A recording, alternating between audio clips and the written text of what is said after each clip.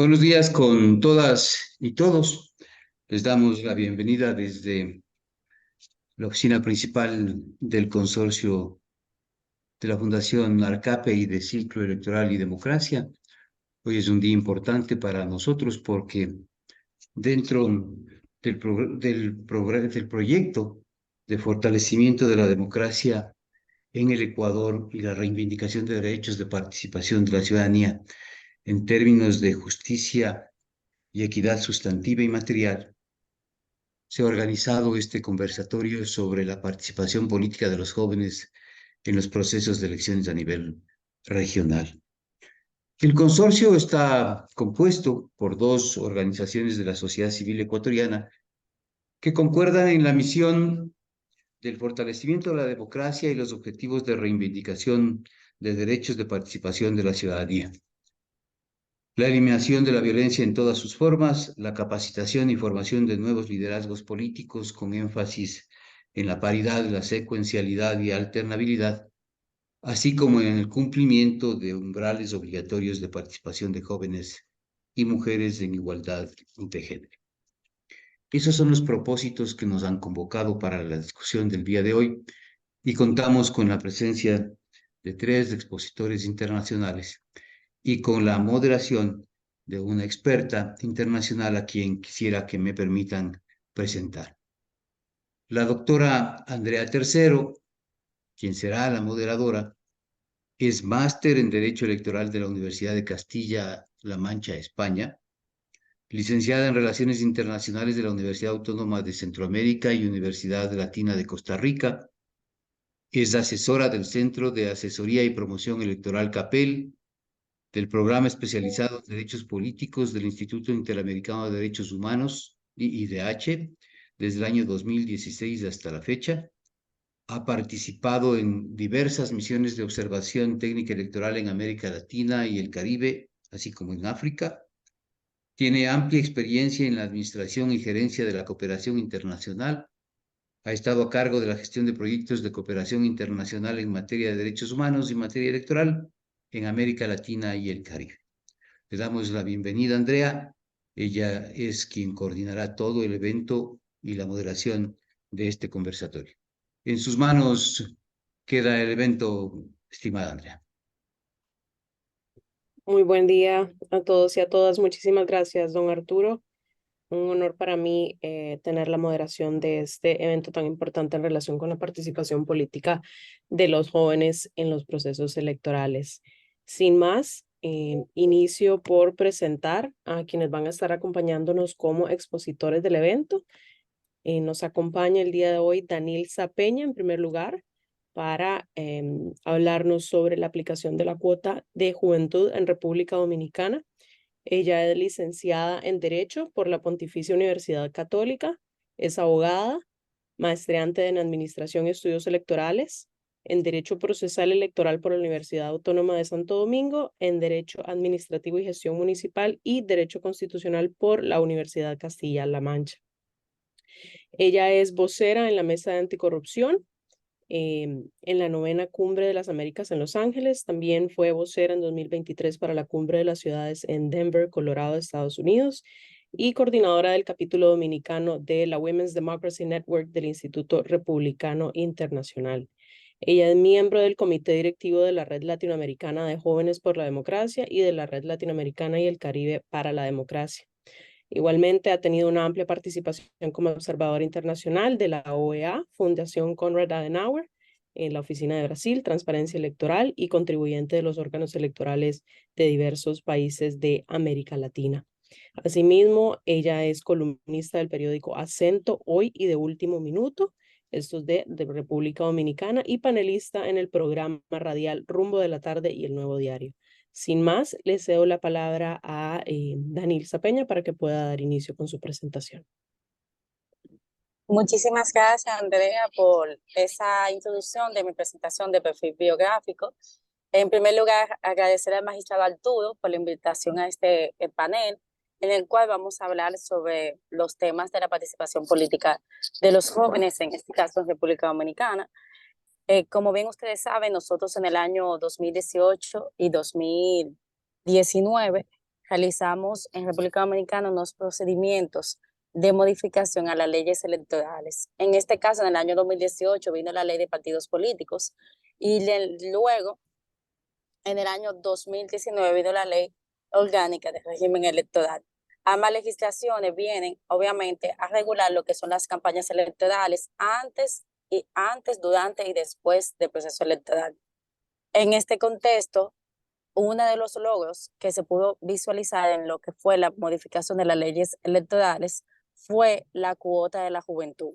En República Dominicana tenemos una cuota de juventud que se aplica a un 10% de los cargos selectivos, tanto a nivel municipal, dígase alcaldes, concejales, también en el nivel legislativo. Obviamente esos son en los cargos plurinominales, en el cual ahí se aplica un tema de cuota de juventud, al igual que una cuota de género.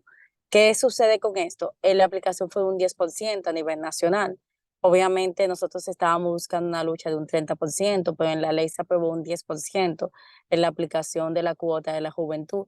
Y esta cuota se aplica a nivel nacional, no a nivel por circunscripciones electorales, como es la cuota de género aquí en República Dominicana. Entonces, este 10% que se aplica a nivel nacional, obviamente que es un porcentaje que es mínimo, pero obviamente vislumbra una participación política de los jóvenes, de que los partidos políticos y organizaciones tienen que por lo menos cumplir en esas listas de candidatos que presenten con un 10% de sus candidatos electivos.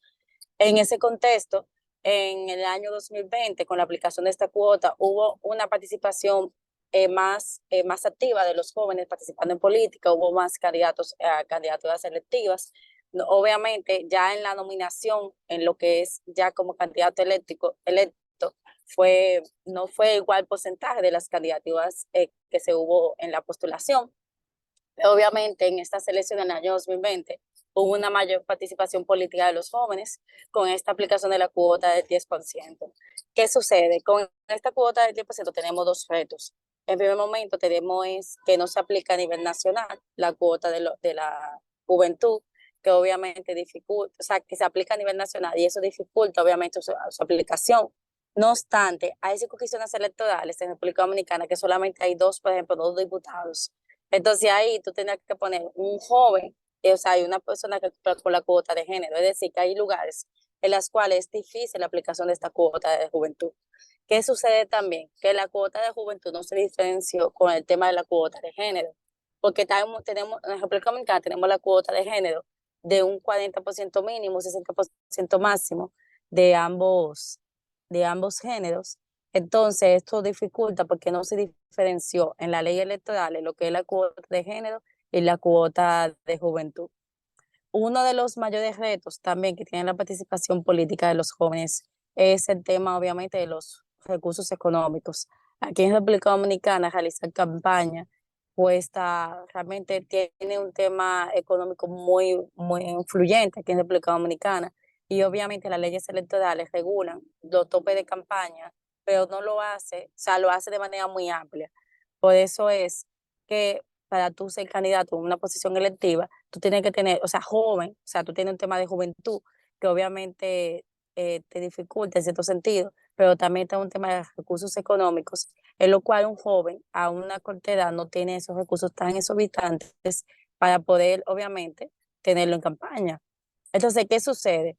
Que lamentablemente en República Dominicana las personas jóvenes que hoy en día están en posiciones selectivas como candidatos electos o como candidatos o en funciones públicas, mayormente son hijos o heredan, vamos a decirlo así, un rasgo familiar político.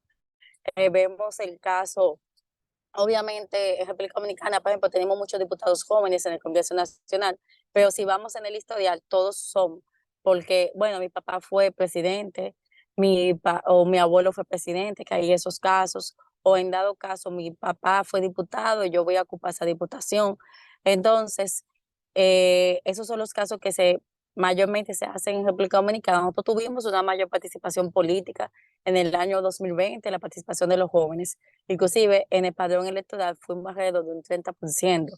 No obstante, se dificulta el tema económico en República Dominicana y esa participación se ve limitada. Por eso vemos que muchos de esos jóvenes que ganan una candidatura electoral y que se postulan, luego vemos que tienen vamos a decir, una trayectoria política detrás, familiar, que obviamente le ayuda a que ellos puedan ocupar esas posiciones tanto legislativas, municipales, en República Dominicana. Obviamente es un reto sumamente importante el tema de los recursos económicos y eso obviamente dificulta la participación política de los jóvenes. Otro tema que sucede en Dominicana es que los jóvenes aquí, del año 2012, de acuerdo a un estudio que hizo el Programa de Naciones Unidas, hay mucha apatía política, apatía en participar en partidos políticos. Hoy en día en República Dominicana los jóvenes no se identifican en un partido político, ya sea porque en República Dominicana tenemos un tema de que en República Dominicana no existen ideologías políticas marcadas en los partidos políticos, los candidatos tienen un mismo discurso, es decir, los jóvenes no se identifican en República Dominicana con partidos políticos, por eso vemos que muchos jóvenes en los últimos tiempos se están inscribiendo poco en partidos políticos por esa gran apatía que nosotros hoy en día tenemos. Eh, el tema de la juventud, los partidos políticos la han tratado de reforzar, ya tanto en las candidaturas que presentan y también en sus políticas públicas, pero vemos que todavía existe una apatía en República Dominicana, por tanto, de los jóvenes de participar, o sea, los jóvenes participan el día de la votación, que en el año pasado de un 30% votó alrededor de un 15%. Obviamente estábamos en pandemia, había unos tintes distintos quizás a las elecciones que vienen el año que viene, pero se están participando mucho menos y obviamente tiene que ver con los recursos económicos.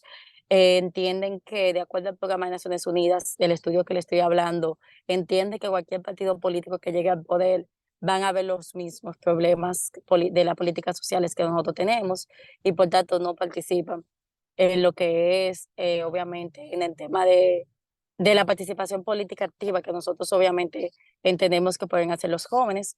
Entonces esa cuota de 10% ha mejorado obviamente la participación política en el sentido de que los partidos políticos ahora tienen que aplicar esos cargos selectivos, esa lista que tienen que postular, pero obviamente hay un tema de recursos económicos que los partidos obviamente no pueden, obviamente financiar a todos los candidatos, pero tampoco le hacen una ayuda, un tema de formación que es muy importante, que tampoco se da dentro de los partidos políticos y que dificulta la participación política aquí en República Dominicana.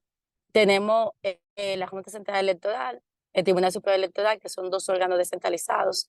El tribunal viene a tratar los contenciosos y la Junta Central Electoral los temas administrativos electorales, pero en este caso no se ha referido sobre la participación política de los jóvenes y la aplicación de la cuota de la juventud.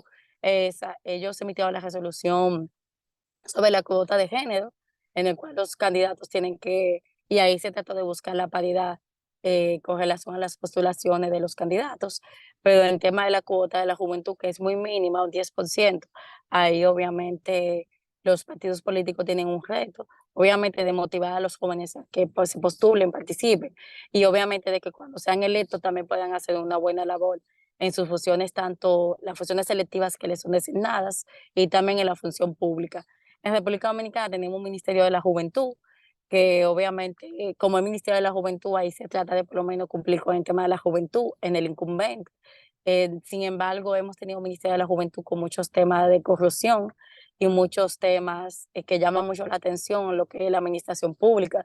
Por ejemplo, desde la gestión actual del presidente Abinader, se ha cambiado 3 veces el ministro de la Juventud por tema de algunas demandas, casos obviamente de ilegalidad que se han cometido en esa administración. Entonces eso ha llamado mucho la atención en lo que es obviamente el tema de lo que es la aplicación de la cuota de la juventud aquí en República Dominicana y la participación política de los jóvenes. Andrea, te paso ya el micrófono, ese sería ya de manera breve lo que he expuesto aquí con relación a la participación política de la juventud aquí en República Dominicana. Muchísimas gracias, Danilza. Muy interesante los aportes que has compartido en el marco de tu conocimiento en Dominicana y la participación política de los jóvenes. Al final haremos una reflexión general de los aportes de cada uno de los expositores. Sin más, continúo por acá viendo algunas preguntas.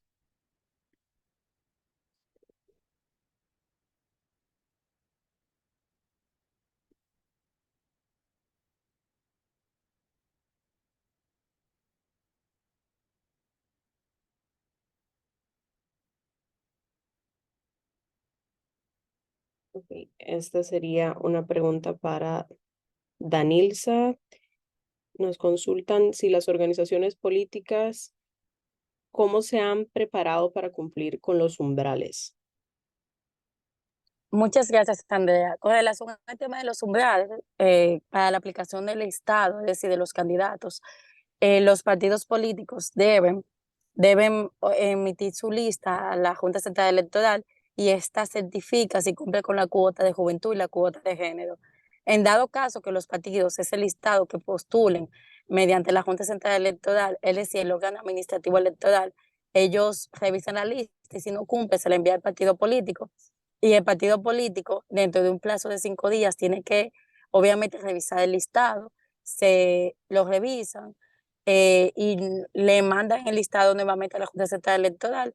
Y si la Junta Central Electoral no revisa, vamos a decir, nuevamente no cumple, entonces rechaza las candidaturas.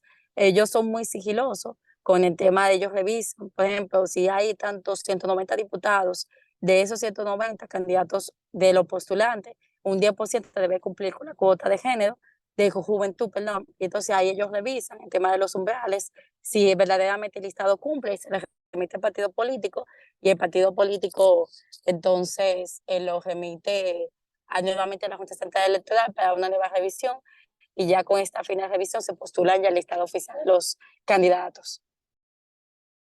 Ahí está, Andrea. Muchas gracias, Danilza. Tengo dos preguntas más. Sería si la cuota se aplica para candidaturas unipersonales y mediante qué mecanismos podríamos incrementar la participación política de los jóvenes.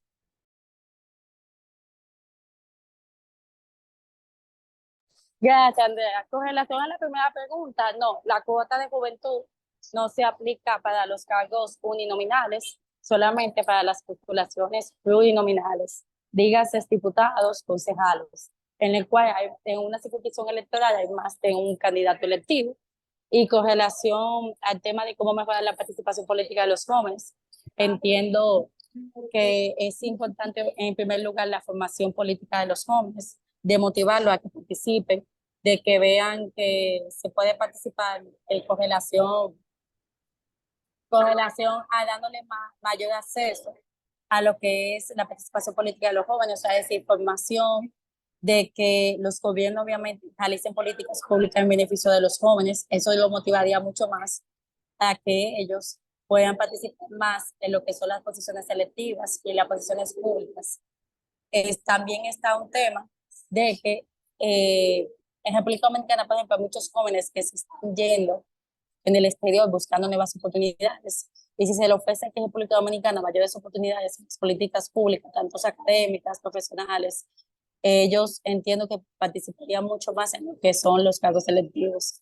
También entiendo que además de una participación política, también podemos motivar una participación de sociedad civil, sociedades empresariales o sociedades académicas, en los cuales los jóvenes no solamente están en los partidos políticos, hay otras, obviamente, otros espacios que ellos también pudiesen participar y que nosotros, obviamente, como Estado, como gobierno, darle esas facilidades. Y obviamente hay un tema de recursos económicos, que entiendo que nosotros debemos trabajar más para que esos recursos económicos, los jóvenes tengan mayores accesos a crédito y demás en lo que son las campañas electorales.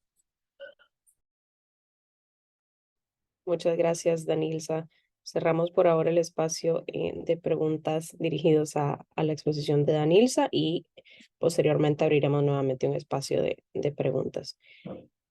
Continuamos con la participación de Lorena Ramos, quien es licenciada en Turismo y Hotelería por la Universidad Técnica de Ambato, es máster de Administración de Empresas por la Universidad Católica del Ecuador y directora del Consejo Nacional Electoral de la Delegación Provincial de Tunguaragua, docente de maestría en la Universidad Técnica de Ambato de la Facultad de Ciencias Humanas y de la Educación, docente universitaria del Sistema de Nivelación SNNA en la Universidad Técnica de Ambato y capacitadora provincial para el Ministerio de Turismo. Asimismo, ha publicado diversos artículos científicos en relación con la gestión del talento humano direccionado al sector turístico de la provincia de Tungurahua y el diseño de un sistema de evaluación basado en normas direccionado a potenciar la industria alimentaria ecuatoriana en el sector molinero. Así como también ha tenido diversas ponencias. Y sin más, yo le cedo la palabra a Lorena Ramos para que pueda compartir con nosotros sobre el liderazgo de la mujer al frente de las organizaciones políticas. Muchísimas gracias, Andrea. Muy buenos días con todos. Es un gusto poder participar desde acá de Ecuador, de la provincia de Tungurahua. Bueno, yo les voy a hablar un poquito de la temática y de nuestra realidad al estar a cargo de la Dirección Nacional de aquí de Tungurahua, del Consejo. Hemos tenido pero varios problemas con lo que es justamente la implementación de los jóvenes, la participación de mujeres, y incluso se vienen a quejar acá las personas que son los afectados. Entonces, en este momento, por ejemplo, voy a dar lo que nosotros hemos notado que se ha visto desde acá. En Tungurahua apenas que estén representando a organizaciones políticas, de las 21 organizaciones, nosotros tenemos solo a 2 personas mujeres que son las que están al tanto. Así también de las 7 que son de carácter provincial, solo una es mujer. Y esta persona inclusive ya nos fue diciendo que ya no quiere saber nada porque cuando ella convoca, llama o pide que vengan a participar, pues nadie le hace caso porque la mayoría son hombres. Entonces, por ejemplo, esa es una de las cosas que se ven acá. Y algo que hemos identificado igual con mis compañeros es que muchas mujeres han venido a preguntarnos, disculpe, ¿cómo está eso de la participación de la mujer, de la juventud? Ahora aquí en Ecuador, hay que recordar que de acuerdo a las reformas que hubo en el 2020 del Código de la Democracia, la participación de la mujer para esta próxima elección del 2025 ya será 50-50, que deben encabezar listas de las organizaciones políticas dentro de nuestro territorio. Así también tiene una participación del 25% de jóvenes en las elecciones que tuvimos. Pero, en cambio, ahí ya se dimos el primer paso que fue cambiar el código y eso fue inmenso, pero las organizaciones políticas, ¿qué pasó? O dentro de las organizaciones, ¿qué pasó? Primero, cuando querían participar mujeres, el machismo todavía sigue siendo un fantasma que nos está acabando, porque, ¿qué decían las señoras? ¿Sabe qué? Me dicen que participe, pero les ponen o de relleno o les ponen para completar justamente o verifican estos cantones, por decir, Tungurahua tiene 9 cantones para las alcaldías. A ver, los principales son Ambato, yo qué sé, Pelileo, Baños, los más grandes. Ya, aquí van hombres. Y en los demás, para que puedan completar la cuota de mitad hombres, mitad mujeres, aunque sea unipersonal, bueno, en los demás sí pongamos nomás a mujeres. Entonces, esto todavía no se ha cambiado porque como se está dando un cambio paulatino de acuerdo a transitorias que tuvimos para que lleguemos al 50%, lamentablemente las organizaciones políticas dentro de nuestro país y especialmente aquí en Tungurahua no están preparadas ni tienen dentro de sus listas a gente que venga o que sepa por lo menos que es política, si no son simplemente rellenos o los ponen al final o a las mismas esposas por decir yo soy el candidato, vea, póngale a mi esposa para que complete. Y lamentablemente todavía seguimos con que las organizaciones políticas son como monopolizadas, son solo llevadas por una familia o un cierto número de personas que solo ellos ponen a sus candidatos, no permiten que nadie más ponga a otras personas y lamentablemente eso es repetitivo. Cuando nosotros vamos a las primarias encontramos con eso, a pesar de que hay personas que se quejan, lamentablemente nadie hace nada y se sigue llevando de esa manera todo lo que son inscripción de candidatos. Incluso aquí hemos tenido casos que nos han querido comprarles a los mismos funcionarios para que les permitan cambiar, vea, es que me equivoqué aquí, quiero ponerle a otro, o cambiemos por acá. Entonces sí es sumamente complejo, porque si las organizaciones políticas como tal no se empoderan y comienzan a crear una participación de los jóvenes, de las mujeres dentro de las listas, pues es sumamente complejo, porque ahora hay una desidia terrible. Por ejemplo, nosotros hemos ido a dar capacitaciones de democracia dentro de las instituciones educativas, en este caso las que son colegios o unidades educativas que forman a los chicos que salen como bachilleres. Pero no quieren participar los jóvenes, por eso nos han llamado, para que vayamos a incentivarles a que existan listas, porque a veces hay listas y hay una. ¿dónde está la democracia si solo hay una lista y a los chicos les dan como ganadores? Y si no, no hay listas. Nadie quiere participar porque dicen, no, ¿para qué? Es para perder el tiempo, no necesito eso. Entonces vemos que no existe un liderazgo desde la formación en las escuelas, colegios, que sí se debería acentuar porque esto ya se vuelve algo social, algo que está carcomiendo a nuestra política y nuestra democracia, y por eso hay una desidia de participación.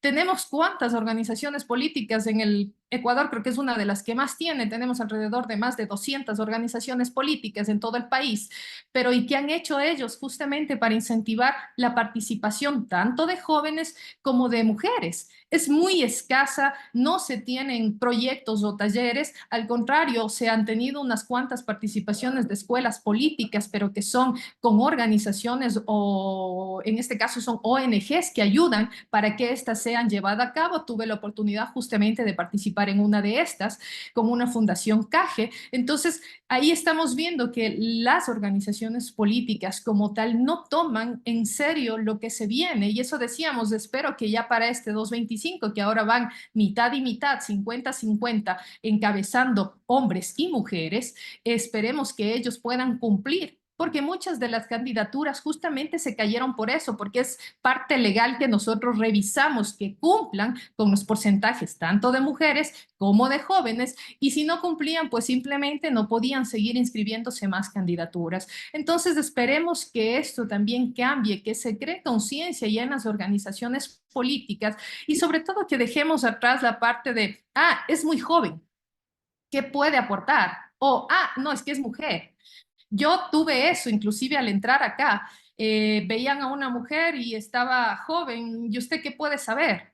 A uno le denigran sin siquiera saber qué capacidad puede tener. Dando gracias a Dios, Tungurahua tiene muy buenos índices de gestión en eficiencia, en eficacia, así que sí se puede enseñar a la gente que no la juventud tiene algo que ver o no tal vez que uno sea mujer. Uno también se puede parar duro, porque hay muchos hombres que vienen creyendo que alzando la voz también pueden hacer la diferencia o pueden cambiar las normativas legales que existen ya planteadas dentro de nuestro Consejo Nacional Electoral y sobre todo nuestro país. Entonces, yo creo que desde ahí tenemos que comenzar a trabajar. Hemos estado dando nosotros en lo poco que se puede, porque el talento humano es muy escaso dentro de las provincias, se ha dado, por ejemplo, capacitaciones de democracia justamente a los niños y a los jóvenes, que creo que es algo indispensable que se tiene que ejecutar. Lamentablemente, como decían, estamos en una crisis austera en todo nuestro país, lo que sí dificulta,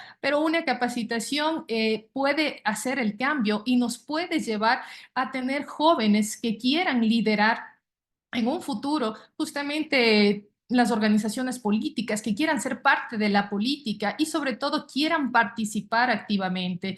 Esperemos que esto cambie porque igual nuestro país lamentablemente atravesó una crisis política, una crisis de corrupción sumamente grande. Entonces estamos apuntando a que esto vaya cambiando.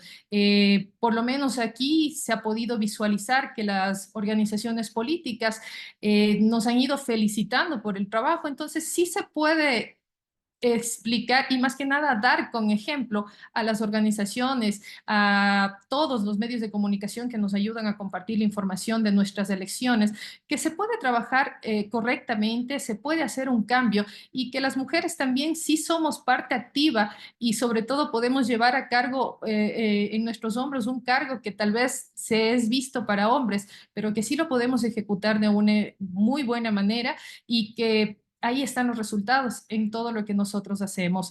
Eso es lo que yo les podría decir un poquito en lo que tenemos acá en Ecuador, cómo se ha manejado, ya digo, lo que es la participación de jóvenes y de mujeres y cuál es nuestra realidad en este contexto dentro, por ejemplo, de mi provincia. Muchísimas gracias, Andrea.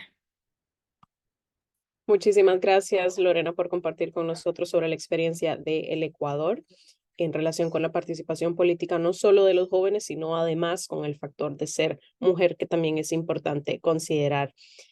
Continúo por acá con una serie de preguntas que te han realizado. La primera sería si las organizaciones políticas cumplieron los umbrales de participación de jóvenes y mujeres. Sí, efectivamente, hay que recordar que nosotros en el Código de la Democracia, o sea, nuestra ley electoral, está establecido que si ellos no cumplían con la paridad, en este caso en la elección pasada, del 30% de participación de mujeres, así como también, diré 25, y también la de jóvenes, hay que recordar que ellos debían cumplir, no era opcional, porque si no, como mencionaba, automáticamente las candidaturas que seguían sobrepasando, pues se quedaban fuera. Por eso es que les costó tanto trabajo, inclusive yo tuve aquí algunos insultos por parte de organizaciones políticas, porque decían que ustedes hacen lo que les da la gana, nosotros podemos poner a quien nosotros creamos conveniente, claro, todos eran hombres. ¿Y por qué tengo que estar poniendo a una mujer? Entonces ahí es donde entraba ya la parte legal, que por eso digo, ha sido un cambio importantísimo dentro de nuestra legislación que ahora da en esta próxima elección del 2025 la posibilidad de que tanto en candidaturas unipersonales como pluripersonales sean encabezadas por mujeres. Entonces, esta cuota, por ejemplo, en las unipersonales se ve a nivel nacional, en las pluripersonales sí las podemos ver dentro del mismo territorio, como son las provincias en nuestro caso. Muchas gracias, Lorena. Otra pregunta por acá es si la Junta Electoral rechazó listas por no cumplir.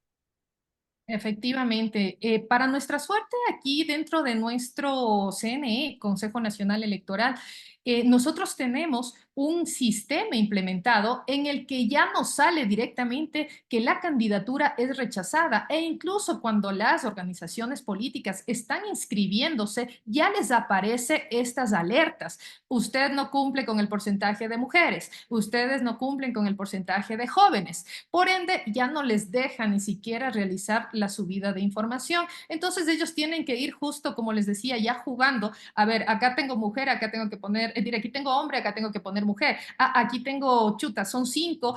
Para cumplir la cuota mínima de 25% de jóvenes, necesito poner por lo menos a 2 chicos entre principales y suplentes. Y así, el sistema ahora nosotros en eso sí nos ayuda muchísimo porque mi provincia en realidad tiene 460,000 habitantes, pero de los cuales nosotros llegamos a tener en una elección seccional alrededor de 4,400 candidatos en el 2019 y en el 2021, que fue también una elección, estábamos bordeando esos mismos. En la otra seccional tuvimos casi 4,000 candidatos.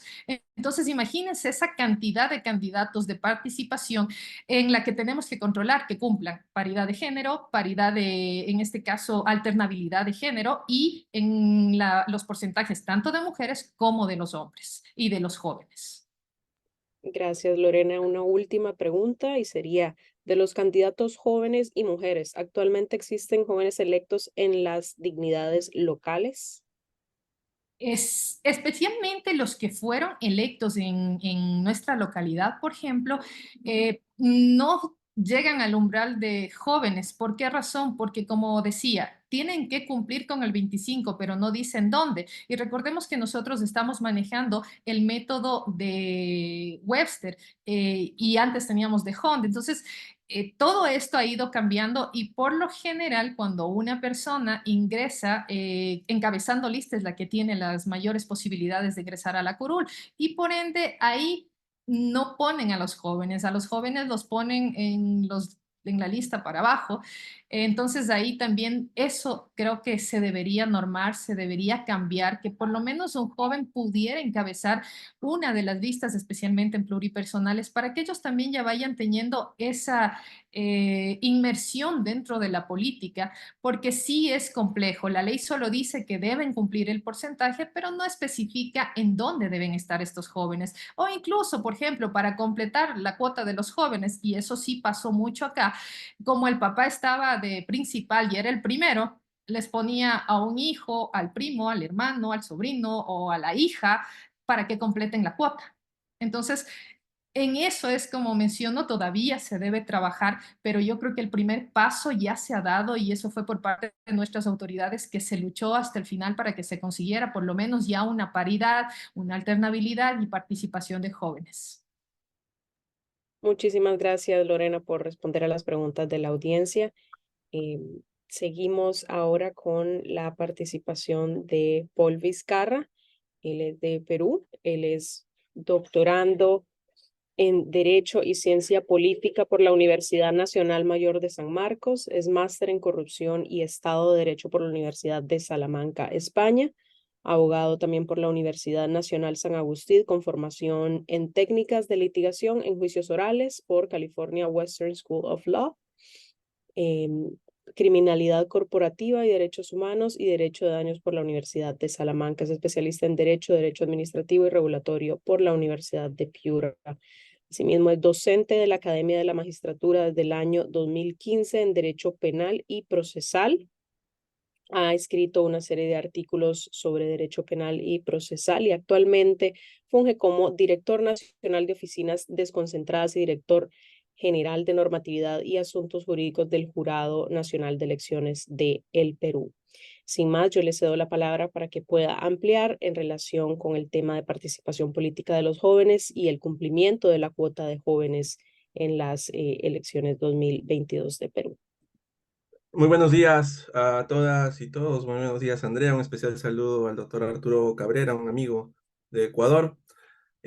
Bueno, he escuchado las presentaciones de las personas que han expresado sus ideas antes que yo y me vienen a la mente dos cuestiones y les voy a pedir si me pueden dejar compartir también pantalla porque tenía algunos datos, unos cuadros que quería compartir con ustedes para tener un poco de data de cómo se desarrollaron las elecciones regionales y municipales del año 2022.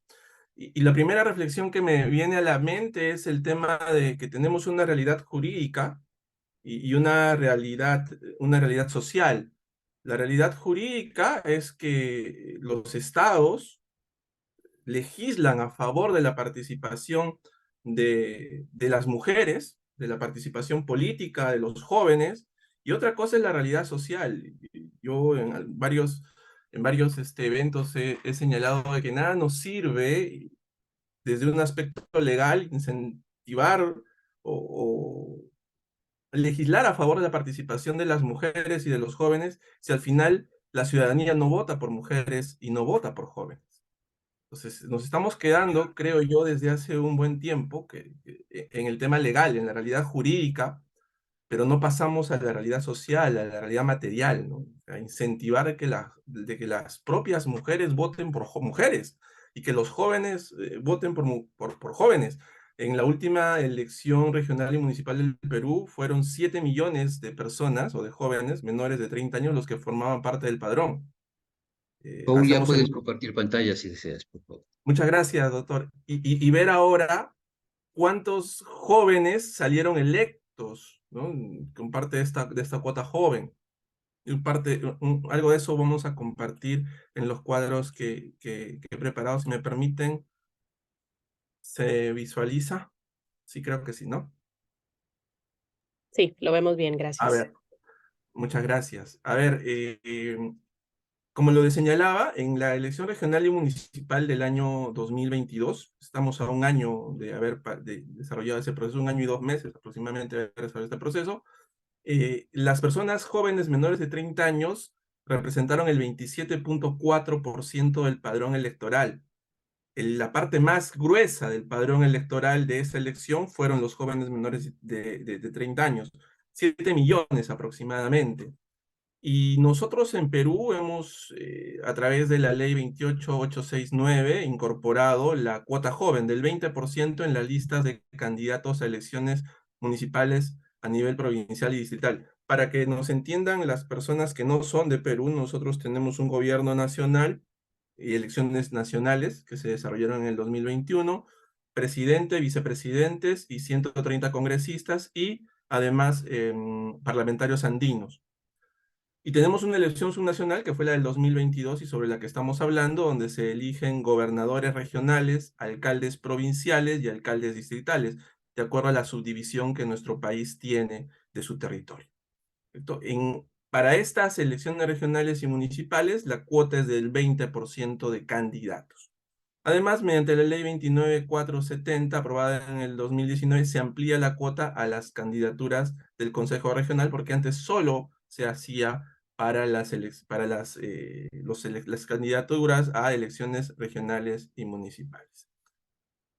Y esto es una realidad. Quisiera partir del problema.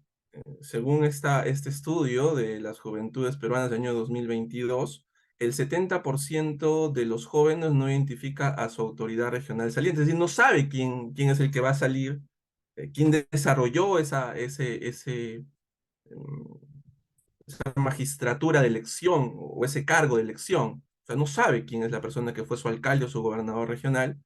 Y 1 de cada 2 no conoce la duración del cargo funcionario, no sabe cuánto es el periodo por el que esta persona va a desarrollar su cargo. En Perú son 4 años para consejeros regionales, gobernadores regionales y alcaldes provinciales y distritales, 4 años. 1 año menos que para el gobierno nacional. Y también el 39 desconocía cuándo eran las elecciones regionales y municipales 2022. Luego, otro tema también del cual quiero partir para luego llegar a la conclusión es que los jóvenes tienen un interés bajo en la política. El 51.1% de este estudio, que es un estudio realizado por la Dirección Nacional de Educación del Jurado Nacional de Elecciones, y desarrollado por Equilibrium para este equipo del jurado, establecía que el 51.1% tiene un interés bajo en la política, el 33.8% un interés medio y solo un 15.1% un interés alto en la política partidaria. Dejemos de lado también la política pública, ¿no? O sea, esa dualidad que tiene este concepto política. Entonces, claro, nosotros a través de la ley señalamos, incentivamos que los jóvenes participen, que hay una cuota joven que se tiene que establecer en las listas, pero hagamos el otro análisis. ¿Cuántos jóvenes están interesados verdaderamente en participar en política? ¿Por qué no participan en política? Y eso se trasluce en el porcentaje de candidaturas jóvenes en las elecciones subnacionales. Nosotros hemos tenido, desde el 2022, se podrán ver que la línea media púrpura, azul, perdón, verde o celeste, depende de cómo lo miren, es el Ejecutivo, 2%, y a partir del 2002 al 2006 hubo un incremento para los consejos regionales y municipales, e históricamente en el sur del Perú es donde más participación joven existe en las elecciones regionales. Pero ¿por qué los jóvenes dicen que no quieren participar en política? ¿Cuál es la razón por la que los jóvenes no se interesan en política partidaria, ¿no? La primera razón, y se puede desarrollar en el cuadro, es que temen involucrarse en una campaña negativa o sucia, ¿no? La estigmatización que genera muchas veces participar en política porque genera la exposición de la persona a los cuestionamientos por cualquier naturaleza, ¿no? Fundada o infundada muchas veces. Nosotros hemos hablado con el Tribunal Contencioso Electoral, el jurado y otras instituciones muchas veces de los fake news relacionados con las personas que participan en política y el hostigamiento o el acoso político a las personas que deciden participar en política, ¿no? El otro es el tema de financiamiento.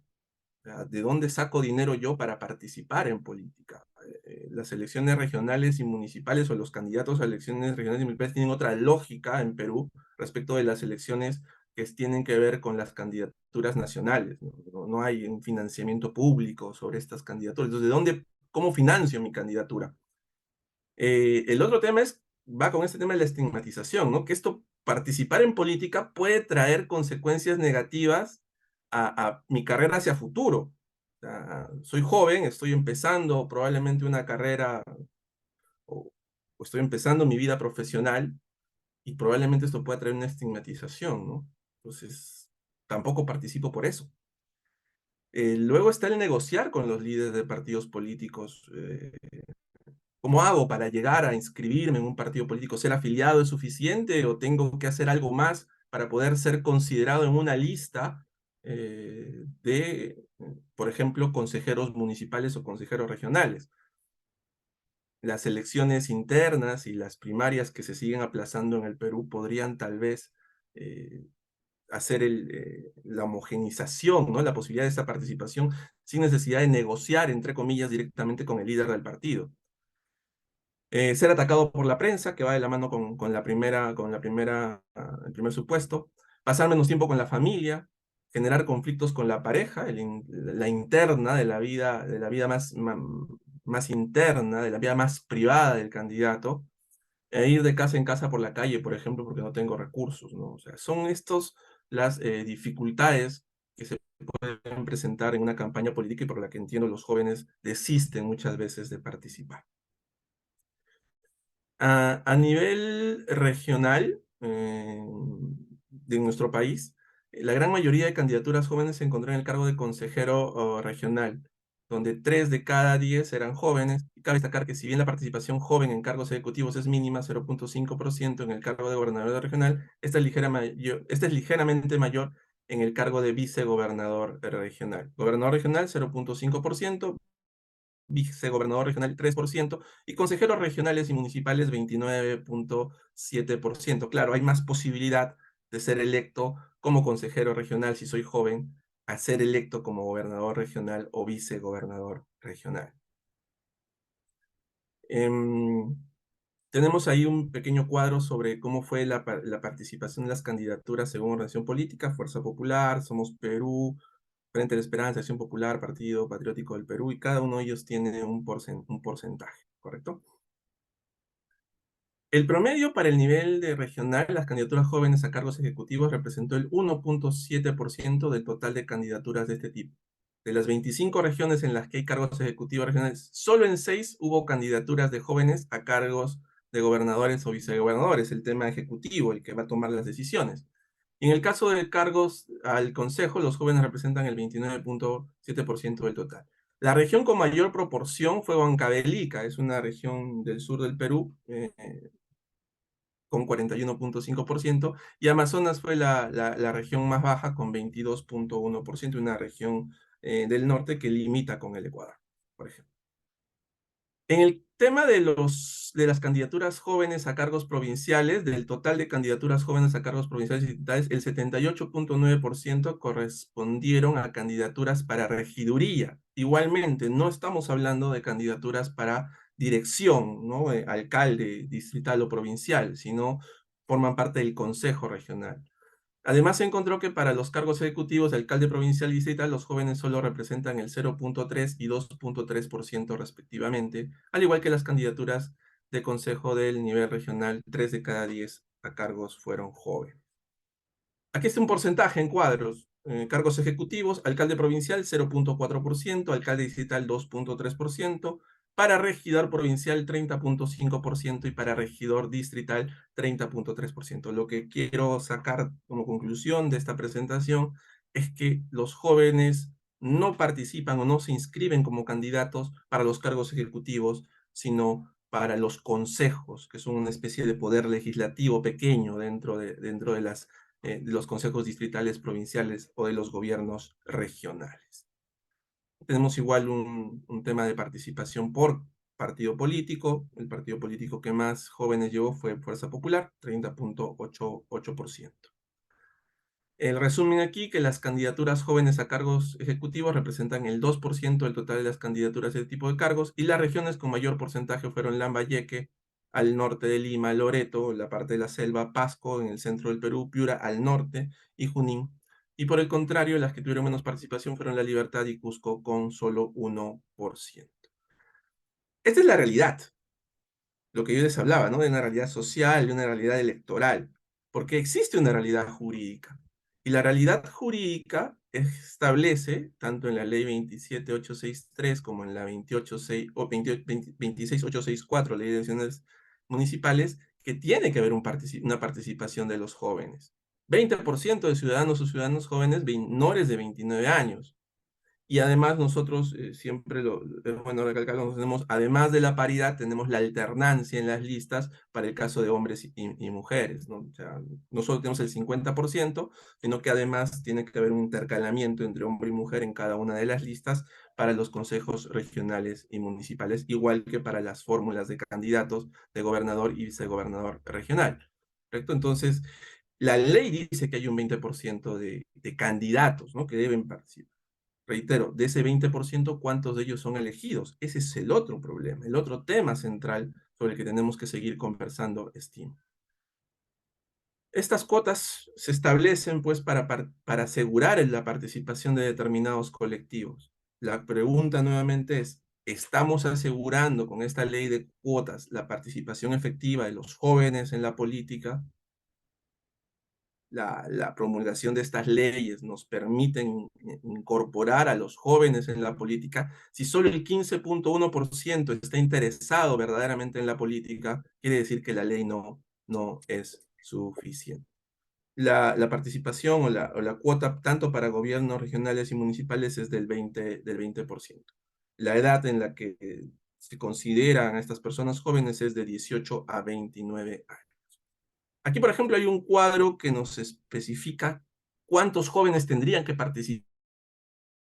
Amazonas, que tiene 10 consejeros regionales, tendría que tener por lo menos 2 candidatos jóvenes. Ancash, que tiene 25, tendría que tener por lo menos 5 candidatos jóvenes.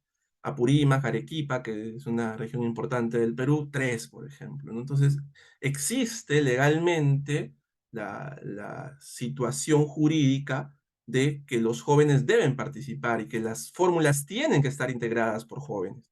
Y también para los consejos provinciales o regionales, ¿no? Perdón, consejos provinciales y distritales. Ahí, en una circunscripción que tiene 39 regidores, esta es Lima, 8 por lo menos deberían ser jóvenes, ¿no?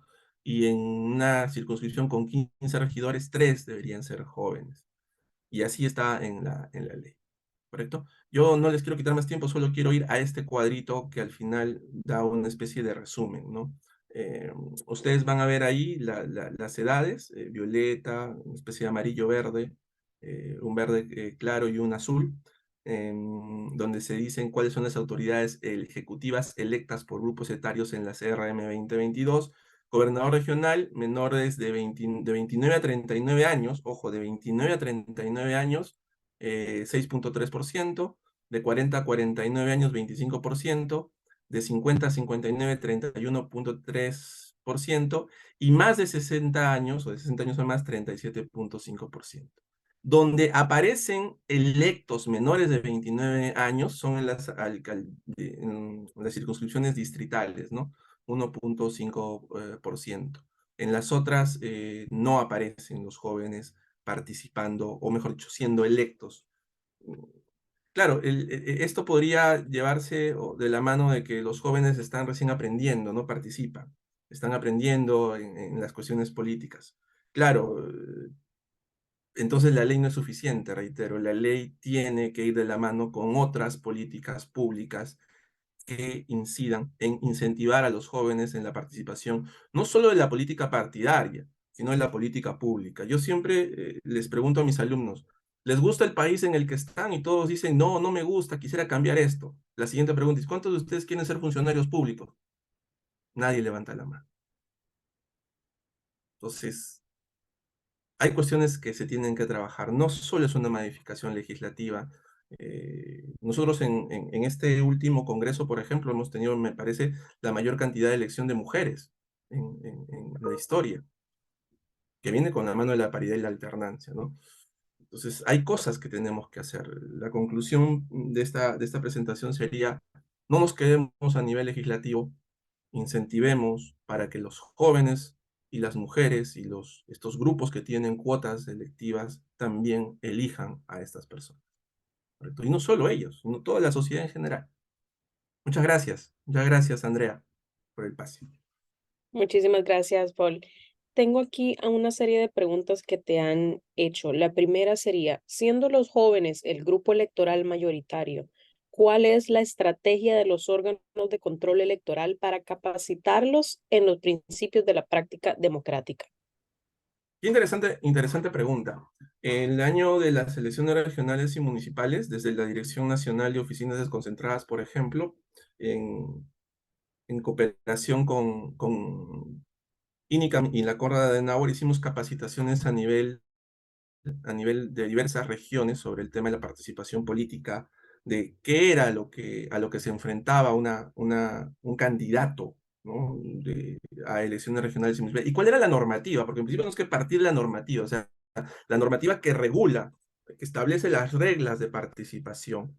Entonces hemos incentivado ello. También tenemos la Dirección Nacional de Educación, que señala, establece a los candidatos cuáles son las funciones que deben cumplir, cómo se deben cumplir. Pero nuestra participación en ese tema pues es acotado, porque somos al final el tribunal electoral que debe decidir los conflictos electorales.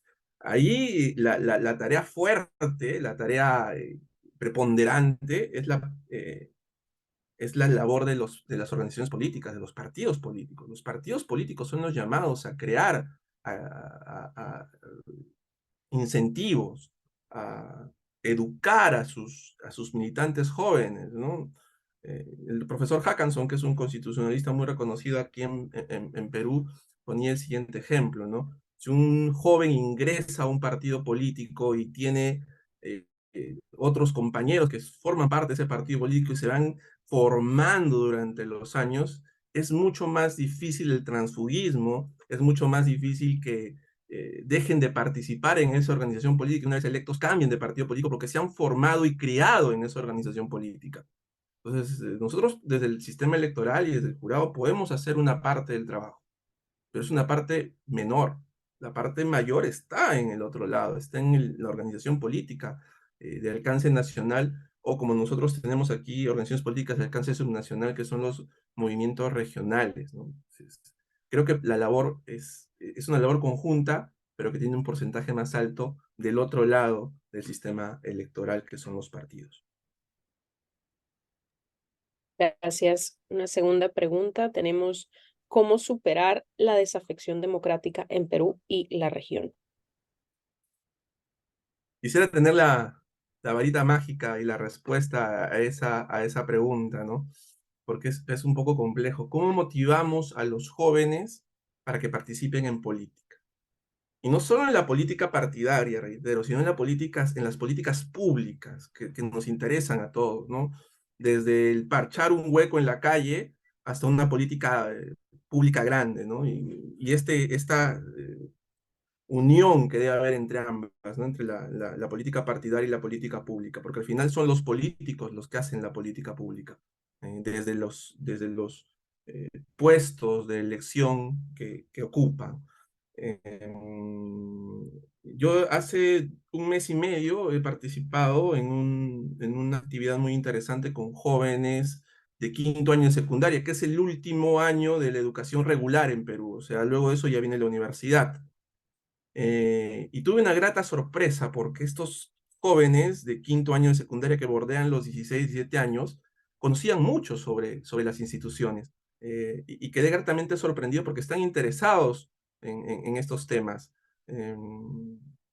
Y creo que por ahí va, ¿no? O sea, no solo debemos concentrarnos ya en estos jóvenes, entre comillas, de 18 o 29 años, sino en los más jóvenes, que en la próxima elección, por ejemplo, la de 2026, ya van a ser mayores de edad y ya van a participar y ya van a poder elegir. Entonces, estamos nosotros a puertas del 2024 y estimo que en los próximos años, 24, 25, tenemos que hacer una campaña educativa preponderante en estos niveles etarios, no para adoctrinar, no para decirles qué deben hacer, porque eso no es parte del sistema electoral. Lo que tenemos que hacer es ponerles en la mesa todo el ¿no? de lo que implica esta participación política, porque muchas veces nos quejamos de la democracia, ¿no? Decimos que la democracia es mala, que la democracia no funciona. Claro, los jóvenes no han conocido lo que es la dictadura. Entonces, al menos no en Perú en los últimos 20 años, un poco más. Entonces, claro, no tienen esa forma de hacer una comparación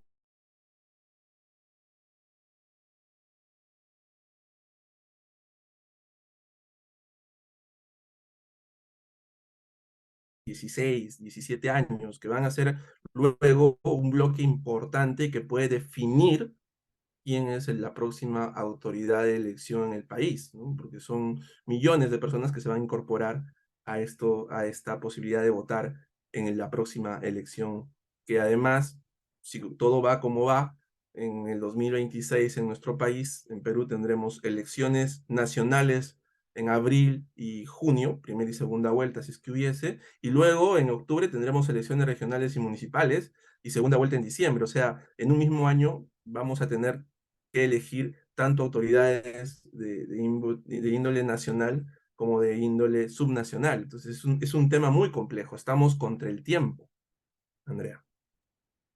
Muchas gracias, Paul. Tengo unas dos preguntas más. Sería si las organizaciones políticas cumplen plenamente el porcentaje del 20% y si este porcentaje también se aplica a la participación específica de mujeres. A ver, muy buena pregunta. Claro, como señalaba anteriormente, sí. ¿Por qué? Porque hay un sistema, ¿no? Ahora nosotros trabajamos mucho con sistemas de inscripción. Es algo a lo que los partidos a veces se han mostrado reacios, ¿no? A los sistemas, porque los sistemas bloquean inmediatamente si no cumples o cumples, ¿no? Entonces, sí hay una fiscalización de las listas de que se cumpla con este 20%. El asunto nuevamente es, ¿y dónde los colocamos? ¿En los puestos expectantes o en los puestos que tienen menos expectativa de poder ser electos, ¿no? Ahora, ¿cómo ve el ciudadano que tiene más de 30 años o 35 años o 40 años que una persona muy joven, desde su perspectiva, esté participando en política, ¿no? Lo ve como un inexperto, lo ve como una persona que no es confiable, o sea, a la que no le podemos atribuir responsabilidades de esta naturaleza y que por tanto no debo votar por él y debo preferir una persona con mayor experiencia, ¿no? Con mayor recorrido político. O sea, cada uno tiene su tiempo en este mundo, ¿no? Cada uno tiene su tiempo y tiene que también ser consciente de cuándo su tiempo acabó. Me parece que eso para ciertas personas o ciertos sectores no lo tienen presente. Yo creo que debemos igual, más allá del tema legal, eh, las organizaciones políticas con el financiamiento público que tienen, por ejemplo, que se tiene que invertir en capacitación, ir captando, ¿no? Ir motivando, incentivando a los jóvenes para que participen en esta política. Y en el tema de mujeres, nosotros hemos avanzado mucho, estimo, ¿no? Desde los años, desde 10 años hemos avanzado bastante. Tenemos niveles, según lo último que pude averiguar, de elección de mujeres en el Congreso mayores que Argentina y Colombia, me parece. No sé cómo habrá quedado el último Congreso, tendría que actualizar mi fuente, pero me hablo del anterior Congreso de Argentina. ¿Por qué? Porque tenemos esto que se denomina la paridad y la alternancia, ¿no? O sea, tenemos 50% de la lista tiene que ser mujer y 50% de la lista tiene que ser hombre. Y luego alternamos. Si el 1 es hombre, el 2 es mujer y el 3 es hombre y así sucesivamente, ¿no? Entonces, esto hace que la posibilidad de elección de mujeres sea mayor. Ahora, el asunto es, yo como tengo mi posibilidad de elegir a 2 candidatos en las elecciones nacionales, por ejemplo, o sea, yo pongo los numeritos, ¿no? Si tengo 6 candidatos, el 1 es hombre, el 2 mujer, el 3 hombre, entonces yo tengo la posibilidad de dirigir mi voto eh, para el 1 y para el 3, por ejemplo, ¿no? Y dejo de votar por el 2 y por el 4. Ya, ese es otro tema, es un tema que escapa del carácter legal, es de cómo la sociedad confía en que una mujer puede desempeñar, al igual que un hombre, un cargo público de elección. O sea, cómo hacer para que la sociedad mire a la mujer con la capacidad de poder desarrollar cargos de elección popular al igual que un hombre. Entonces, es un trabajo mucho más allá, que creo que se está realizando, se está haciendo, se está avanzando, pero no es lo suficiente, ¿no? Hay algo más. Y a eso yo le quisiera sumar un tema más complejo. Cuando hacíamos estas capacitaciones, me levantó la mano el miembro de un colectivo de personas invidentes. Entonces, un representante me dijo, ¿y nosotros para cuándo? ¿Cuándo nosotros vamos a también ser considerados como cuotas? Porque somos un porcentaje de la sociedad, aquellas personas que tienen una discapacidad física. Y no tenemos la misma posibilidad de participación que una persona que no tiene esta discapacidad. Entonces, ¿y qué le respondo a una persona en ese contexto? Que es progresivo esto, ¿no? Hemos empezado, estamos trabajando, pero en algún momento probablemente habrá que llegar a analizar esto, ¿no? y luego analizar también si es necesario que la ley intervenga en estas cuestiones, ¿no? de participación, y hasta dónde, y cuál es el límite en la que la ley puede agrupar a las personas o a los candidatos para que los ciudadanos o el padrón elija al final, ¿no? Es una situación que creo que se tiene que pensar, se tiene que evaluar y se tiene que al final decidir, ¿no? Es una decisión que tenemos que tomar. Muchísimas gracias, Paul. Tenemos por acá una pregunta que es general para los tres expositores y sería ¿cómo incentivar el recambio generacional en las organizaciones políticas? Creo que ahí las damas primero para que puedan... ¿Me permiten, Andrea? Adelante, Lorena. Bueno, como yo decía, ese es un trabajo titánico en realidad, porque tendríamos que cambiar desde la mentalidad de las organizaciones políticas para que comiencen a generar oportunidades y más que nada comiencen a las personas que quieren inmiscuirse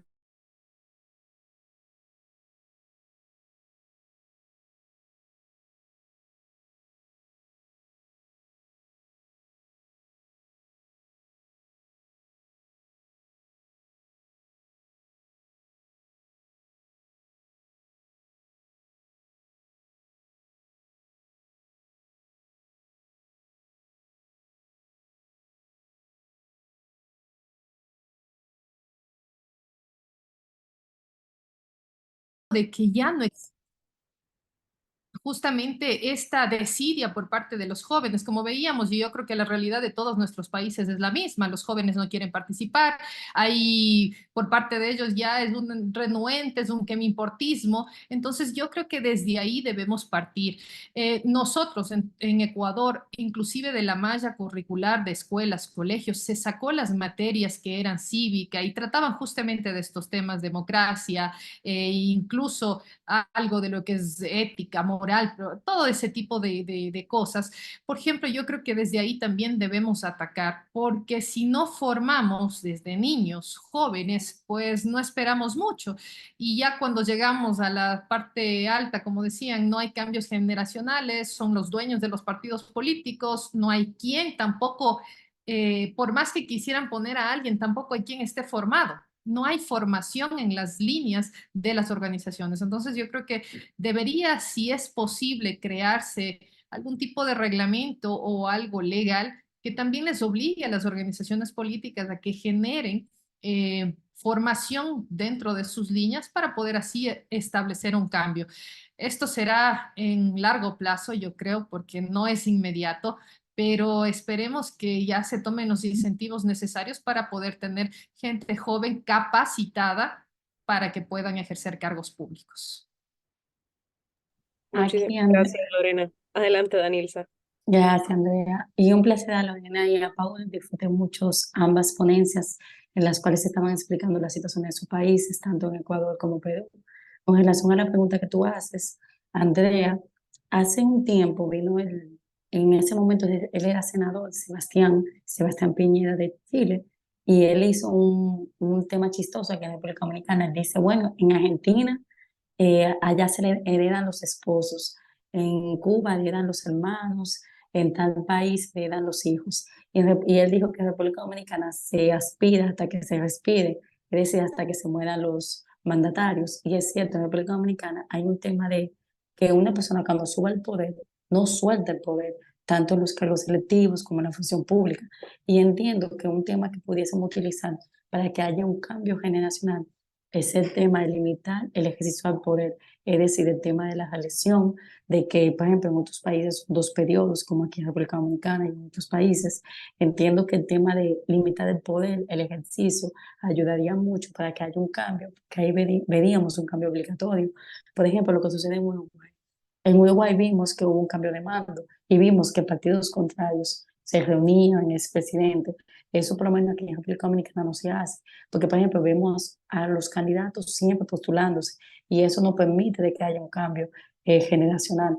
Entiendo que sería limitar el ejercicio del poder, el tema de la reelección, limitarlo a 2 o 3 periodos, tanto los candidatos a nivel presidencial como la demás postulación a nivel de diputados municipales. Entiendo que eso sería un punto.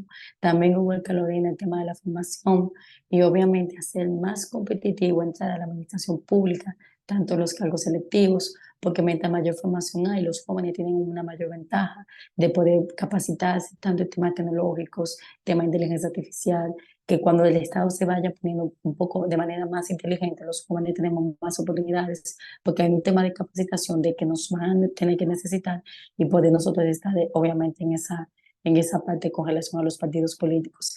Y obviamente un punto importante es que los jóvenes nos empoderemos de que obviamente hay un tema de ego que obviamente dificulta mucho a veces la participación en nosotros mismos, en una competencia interna.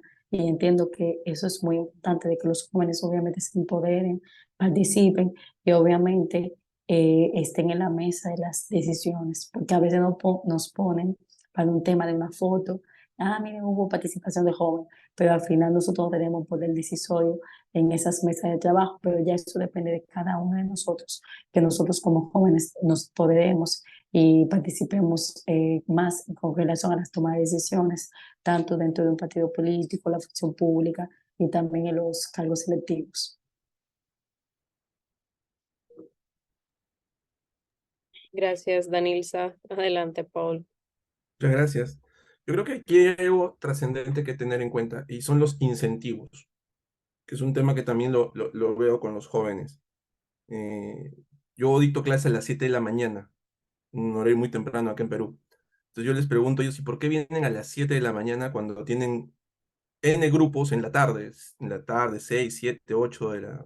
Y todos levantan la mano y empiezan a hablar que tienen alguna razón.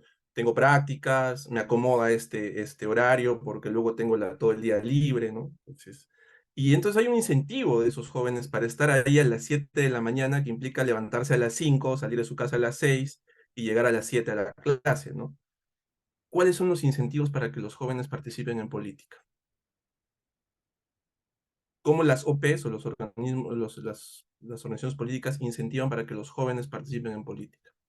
O en todo caso, los desincentivan para que las mismas grupos que están muchos años encabezando estas organizaciones políticas sigan, ¿no? Estén ahí, liderando el menú electoral, los candidatos que se presentan a las elecciones regionales y municipales y a las nacionales. ¿Cuántos alcaldes en Perú han tenido 3, 4, 5 periodos? Teníamos un alcalde aquí en Lima, en el sur de Lima, creo que ha estado como 25 años siendo alcalde, hasta que se prohibió la reelección. Y ahora creo que luego salió el hijo, ¿no? O sea, como alcalde. Entonces, y tenemos alcaldes y candidatos que le sacan la vuelta, como se dice aquí en Perú, a la norma, y como tengo domicilio múltiple, estoy de alcalde aquí, en este distrito, y mañana postulo al distrito vecino, ¿no? Y cuando ya cumple ahí, regreso a mi distrito y me voy yendo por varios distritos siendo alcalde. Entonces, claro, entonces, ¿cuáles son los incentivos? ¿O verdaderamente existen incentivos para que las OPs, para las organizaciones políticas y los partidos y los movimientos regionales ingresen a jóvenes? Que no son el futuro, los jóvenes son el presente, ¿no? del país, o sea, son un grupo trascendente en la democracia representativa. En Perú 7 millones y probablemente en la próxima elección sean 8.5 u 8 millones de personas que forman parte de este grupo etario que es trascendente y que va a decidir quién va a ser el próximo presidente, los próximos congresistas, los próximos gobernadores. Creo que vamos a partir de ahí, que haya incentivos, motivar para que haya incentivos a los jóvenes a participar en política. El otro asunto, y concretamente veo que hay algunas personas conectadas de mi oficina, es que la educación siempre es trascendente y el próximo año tenemos un proyecto aquí para ir justamente a los colegios, para retomar esa campaña, ¿no? De ir a los colegios a hablar con los jóvenes de los últimos años para decirles que la democracia tiene o implica muchos derechos, pero también tiene muchos deberes para el ciudadano. Normalmente el ciudadano ve la democracia desde los derechos que le confieren, ¿no? El derecho a elegir, el derecho a libre tránsito, el derecho a poder proferir sus opiniones sin ningún tipo de restricción, más allá del insulto, por ejemplo. Pero la democracia también le impone deberes al ciudadano. Entonces, y creo que eso no se ve, no se señala. O sea, si queremos vivir en democracia, que nos dan todos estos derechos de poder salir a la calle y transitar libremente, también nos impone responsabilidad. Y una de ellas, trascendente, es evaluar y decidir bien por quién votar. Evaluarla al candidato y decir, porque luego no nos podemos estar quejando. Nosotros tenemos un síndrome, ¿no? Del quejoso. Nos quejamos de todo. En Perú, no sé si en Ecuador, en República Dominicana sea así. Nos quejamos de todo. Que la pista, que la economía, que el pan subió, que el pollo ya no lo podemos comprar. Nos quejamos. Tenemos el síndrome del quejoso. ¿Ya? Bien. Ya, el siguiente punto es ya, ¿y tú qué haces para cambiar eso? Es importante, porque en algunas localidades un voto ha hecho la diferencia para que una persona sea elegida o no como alcalde, por ejemplo, distrital o provincial. Distrital, provincial un poco más complejo, ¿no? En algunos pequeños pueblos. Entonces, ese voto sí es importante. Entonces, va por ahí por la idea de los incentivos a los jóvenes y que las organizaciones políticas tengan probablemente el deber no solo de incorporar candidatos con estas cuotas del 20%, sino el deber de generar nuevas generaciones, ¿no? De tener nuevas generaciones de políticos y que el menú se amplíe. Hasta el momento me parece que tenemos 24 partidos políticos en Perú. Probablemente para la elección del 2016 sean 30. Ya, correcto. En esos 30 hay espacio para jóvenes, sí. Pero no jóvenes solo para ponerlos en la lista y a ver qué pasa, ¿no? Sino jóvenes para que en verdad formen equipos que luego puedan participar en el gobierno del país. Porque, claro, muchas veces el candidato llega solo, ¿no? Soy presidente o soy gobernador, ya, y volteo atrás y no tengo a nadie que me respalde. Yo tengo que ir con un equipo. Y los que han ocupado o ocupan algún cargo de dirección saben cuán difícil es formar un equipo de trabajo. O sea, porque una sola persona, ahí sí es muy complicado que cambie toda la estructura, ¿no? Pero necesita un equipo de trabajo. Y ese equipo debería, en principio, venir de los técnicos de mi partido político, de la visión de país que yo tengo, de la visión de ciudad que yo tengo y que ha sido elegida por los ciudadanos. Es una labor muy compleja, y no sigo profundizando más porque no quiero deprimirlos más esta mañana de miércoles. Muchas gracias. Muchísimas gracias, Paul. Creo que más bien nos abres un portillo para analizar a profundidad lo que nos compartes y nada más para hacer como un repaso de lo que hemos escuchado el día de hoy previo a darle la palabra al doctor Cabrera. Agradecida también por la participación de Danilza y de Lorena para conocer cómo se encuentra la situación en cada uno de sus países en relación con la participación política de los jóvenes y también de las mujeres que se ha hecho mención en este espacio. Reconocer el avance que ha habido en la República Dominicana con la aplicación del 10% de la participación aplicada a nivel nacional. Sin embargo, no dejamos a un lado el hecho que todavía falta avanzar. Lo mismo en el Ecuador, la importante reforma que hubo del Código de la Democracia y que, bueno, veremos ahora en el próximo proceso 2025 ya el 50-50 que debe encabezar las listas de las organizaciones políticas. Y bueno, Paul, que nos ha abierto también un análisis que no debemos solamente fijarnos en la realidad jurídica, sino también en esa realidad social en la cual la misma ciudadanía está aún cerrada al voto por los jóvenes y también por las mujeres. Así es que esto nos permite hacer un análisis comparado para conocer no solamente las realidades de estos tres países aquí representados, sino también a nivel de América Latina y el Caribe y tomar aquellas buenas prácticas que se pueden a nivel nacional. Así es que muchísimas gracias por su participación, por este espacio tan enriquecedor y le cedo la palabra al doctor Cabrera. Muchas gracias. Muchas gracias, Andrea, y muchas gracias a Lorena, a Danilza y a Paul. Creo que este ha sido un encuentro importante para dialogar, para intercambiar criterios, para aprender de las realidades de la región, que no siempre son las mismas, pero que también pueden confluir en un punto central, que es el crecimiento de la desafección democrática por diversas razones, en cada una de las naciones y en cada una de las sociedades a las que hemos representado el día de hoy.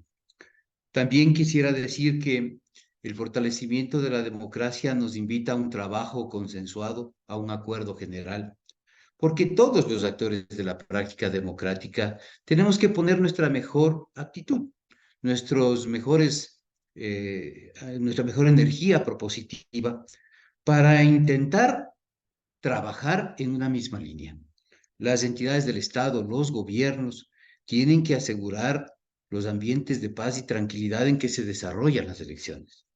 Los órganos de control tienen que cumplir a cabalidad sus funciones, pero también requieren que el Estado les reconozca los niveles de independencia administrativa y financiera suficientes como para poder hacerlo en los tiempos, con la oportunidad y con la solvencia que todo proceso electoral requiere. También se necesita la conciencia suficiente por parte de los dirigentes de las organizaciones políticas para saber evaluar y llegar a la conclusión de que los sistemas de partidos políticos tienen que ser reestructurados, especialmente en el cumplimiento de las cuotas y en el crecimiento de los niveles de oportunidad que tienen los jóvenes, las mujeres y los grupos vulnerables, que tienen el legítimo derecho, como ya se ha dicho durante toda esta mañana, de participar en las actividades políticas, en la toma de decisiones, en la definición de políticas públicas, como expusieron nuestros invitados. Las sociedades las sociedades o las organizaciones de la sociedad civil también deben cumplir un papel importante como nexos de comunicación con la población. Tienen que ser parte de la fortaleza en los procesos de capacitación que resultan indispensables desde el punto de vista de todos los expositores.